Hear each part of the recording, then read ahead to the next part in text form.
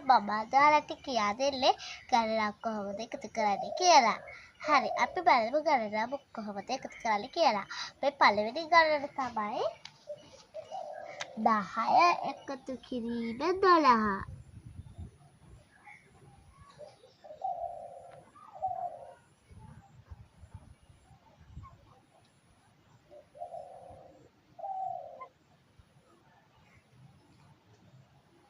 හරි. දැන් ඔයාලා කියන්නකෝ මේ 10 එකතු කිරීම 12ක් කොහොමද හදන්නේ කියලා. දැන් අපි මුලින්ම පටන් ගන්න ඕනේ මේ පැත්ත. ඒ කියන්නේ දැන් මේ පැත්ත බිංදුවල මුලින්ම තියෙන්නේ බලන්න.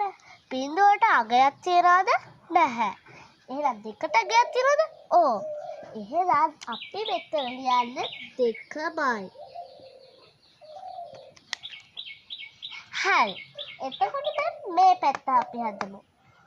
1යි 1යි කීයද? ඒ 2යි.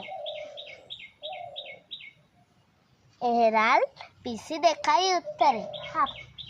අපි දැන් වෙන ගානක් හදමු. අපි හදමු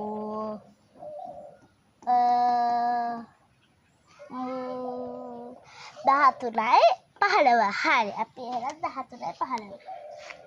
13යි 15 සමානයි කීයද කියලා අපි උත්තරේ හදලා බලමු. හරි.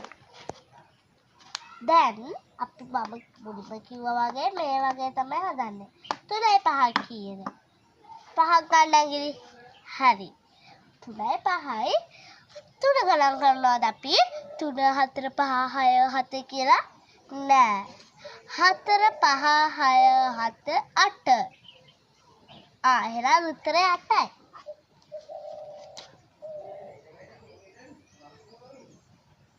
එතකොට 1යි 1යි මම කිව්වා වගේ 2යි.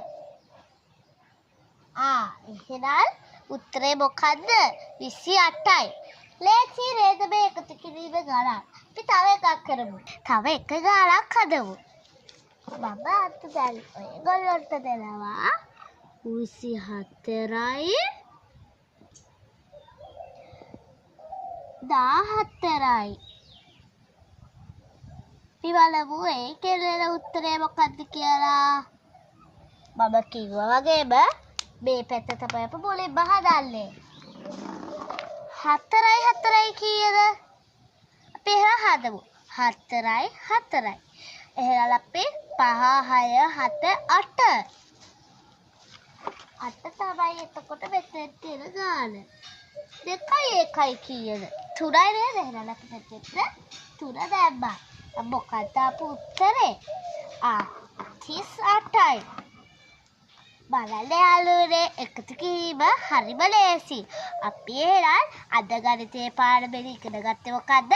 එකතු කිරීම. මම දැන් ගිහිල්ලා එන්න තවත් ගණිතයේ පාඩමකින් මම හම්බ වෙනවා. බයි.